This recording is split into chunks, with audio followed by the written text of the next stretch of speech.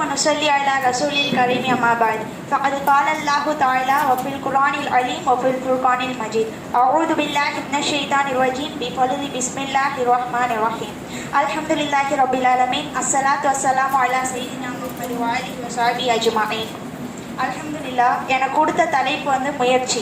இன்பங்களும் துன்பங்களும் கலந்தது தான் இந்த வாழ்க்கை. இந்த வாழ்க்கையில் பருவ மாற்றங்களை போலவே நம்மளோட வாழ்க்கையில் நிறைய எதிர்ப்புகளும் பிரச்சனைகளும் அதோட பின்னடைவுகளும் நிறைய வந்துட்டே தான் இருக்கும்.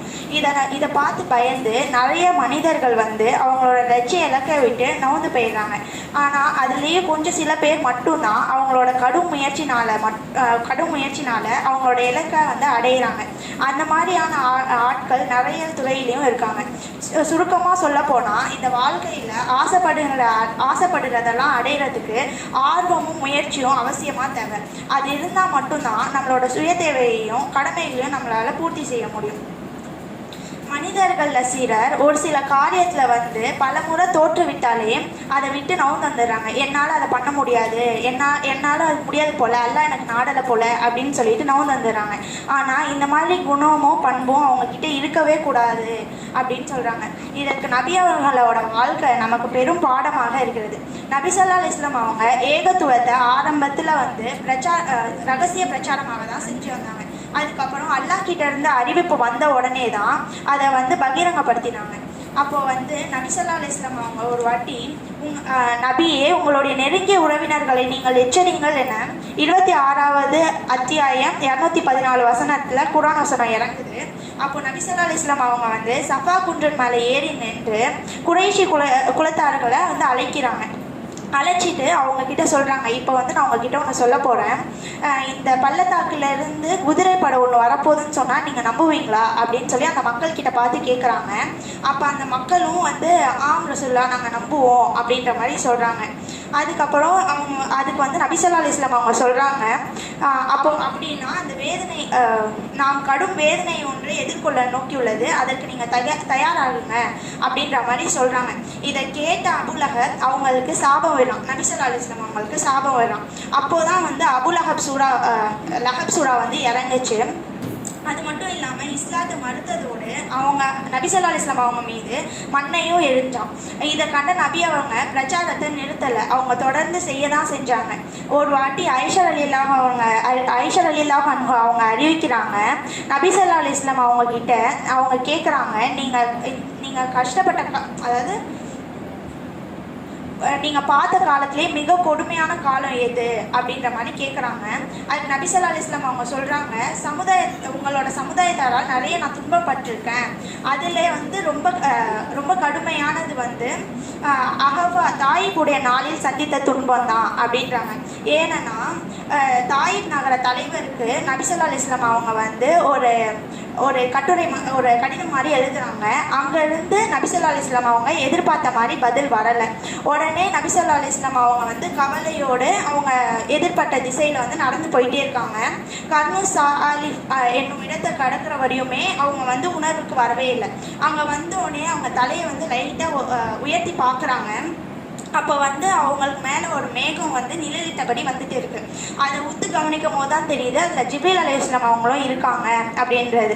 அவங்க வந்து நபி ஸல்லல்லாஹு அலைஹி வஸல்லம் அவங்கள பார்த்து, உங்களோட சமுதாயத்தாரிடம் நீங்கள் சொன்னதையும் அவங்க உங்களுக்கு பதிலளித்ததையும் அல்லாஹ் கேட்டால் அவர்களை நீங்கள் விரும்பியபடி தண்டிப்பதற்காக மலைகளுக்கான வானவர்களை உங்களிடம் அனுப்பியுள்ளான் அப்படின்ற மாதிரி சொல்கிறாங்க. அதுக்கு வந்து மலைக்கான வானவரும் நபி ஸல்லல்லாஹு அலைஹி வஸல்லம் அவங்கக்கிட்ட சலாம் சொல்லி அவங்கக்கிட்ட கேட்குறாங்க, நீங்கள் என்ன பண்ணணும்னு சொல்லுங்கள், உங்கள் விருப்பத்துக்கு ஏற்றபடி நம்ம பண்ணிடலாம் அப்படின்ற மாதிரி சொல்கிறாங்க. அதுக்கு வந்து நபி ஸல்லல்லாஹு அலைஹி வஸல்லம் வந்து வேண்டாம், எதுவும் பண்ணாதீங்க, இவங்க வந்து அல்லாஹ்வுக்கு மட்டுமே வணங்குபவர்களாக உருவாவாங்க அப்படின்னு சொல்லி அவங்க வந்து அப்படின்னு சொல்கிறாங்க. அப்படி சுயநினைவு இல்லாத அளவுக்கு அவங்க கவலையில் இருந்தப்போ கூட அவங்க வந்து மனம் தரலை, பிரச்சாரத்தை நிறுத்தலை, அவங்க தொடர்ந்து நடத்திட்டே தான் இருந்தாங்க. இந்த உலகத்திலேயே நம்ம இவ்வளோ பண்ணணும்னா மறுமைக்காக நம்ம இன்னும் எவ்வளோ முயற்சி செய்யணுன்றதை நம்ம சிந்தித்து பார்க்கணும். ஜன்னத்துல் ஃபிர்தௌஸை வந்து அடையணும் அப்படின்னா நம்ம நிறைய அமல்களை செய்யணும். மார்க்க கடமைகளை கடுகளவும் அலட்சியப்படுத்தாமல் டெய்லி நம்மளால் முடிஞ்ச முடிஞ்ச நன்மைகளை நம்ம செஞ்சிட்டே தான் இருக்கணும். நன்மை தரக்கூடியங்களை காரியங்களை செஞ்சுட்டே இருக்கணும். நம்மளோட நடவடிக்கை எப்படி இருக்கிறதோ அதை வச்சு தான் மறுமை காலத்தில் நம்மளோட முடிவு இருக்கும்.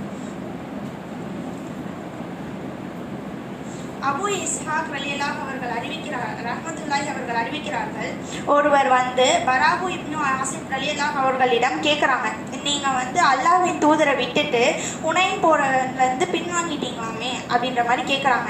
அதுக்கு வந்து அவங்க சொல்கிறாங்க, ஆமாம் உண்மைதான், ஆனால் எங்களோட இறை தூதர் வந்து பின்வாங்கலை. ஹாவாசின் குலத்தாரை வந்து அம்பெறிவதில் வந்து ரொம்ப தேர்ச்சி பெற்றவங்களா இருந்தாங்க. அவங்களோட கடும் போர் விட்டு நாங்கள் வந்து ஜெயிக்கிற நிலைமையில தான் இருந்தோம். அப்போது வந்து அவங்களோட பொருள், அவங்க விட்டுட்டு போன பொருளெல்லாம் நாங்கள் எடுக்க போகும்போது அவங்க அம்பெறி ஆரம்பிச்சிட்டாங்க. அதனால் நாங்கள் பாதியிலேயே வந்துட்டோம். ஆனால் நபி ஸல்லல்லாஹு அலைஹி வஸல்லம் அவங்க வந்து வெண்ணிற கோவேறு கழுதையில் அமர்ந்திருந்தாங்க. அபு சுஃபியான் ரலியல்லாஹு அவங்க வந்து அந்த கடிவாளத்தை பிடிச்ச மாதிரி நின்றுட்டு இருந்தாங்க. இவ்வளோ பேர் ஓடிய பின்பும் கூட நபி அவங்க வந்து போகலை. இப்போ நம்ம கூட இருந்தவங்க, நம்மளுக்கு பிடிச்சவங்க அப்படி வந்து எங்கேயா நம்மளை விட்டுட்டு போயிட்டாங்கனாலே நம்ம உடனே மனம் தளர்ந்து எந்த விஷயமா இருந்தாலும் நம்ம அதை அப்படியே பாதியிலே விட்டுருவோம். ஆனால் நபி ஸல்லல்லாஹு அலைஹி வஸல்லம் அவங்க வந்து அப்படி கிடையாது. அந்த போருக்கு வந்து அவங்க வந்து பின்வாங்கினாலும் அவங்களோட இலக்கை வந்து அடைந்தே தீர்வான்னு இருந்தாங்க. ஆகவே தூய்மையான முறையில் மார்க்கத்தை அறிவதற்கும் அதன்படி சரியான முறையில் வாழ்வதற்கும் அல்லாஹ் நம் அனைவருக்கும் தௌஃபீக் செய்வானாக. குர்ஆன்ல சொல்லப்பட்டிருக்கு, வலைஸலில் இன்சானி இல்லா மா சஅயா, இன்னும் மனிதனுக்கு அவன் முயல்வதெல்லாம் வெற்றி வேறில்லை, முயல்வதை தவிர வேறில்லைன்னு சொல்லியிருக்கான். அம்லில் இன்சானி மா தமன்னனா, அல்லது மனிதனுக்கு அவன் விரும்பியதெல்லாம் கிடைத்து விடுமா அப்படின்னு அல்லாஹ் குர்ஆன்ல கேட்கிறான். நம்ம முயற்சி செஞ்சால் நம்மளால முடியாதது எதுவும் இல்லை. ஸோ முயற்சி செய்வோம், அல்லாஹ் கொடுக்கறது கொடுப்பான். வாஹிரு தஹ்வானா அல்ஹம்துலில்லாஹி ரப்பில் ஆலமீன். அஸ்ஸலாமு அலைக்கும் வரஹ்மத்துல்லாஹி தஆலா வபரகாத்துஹு.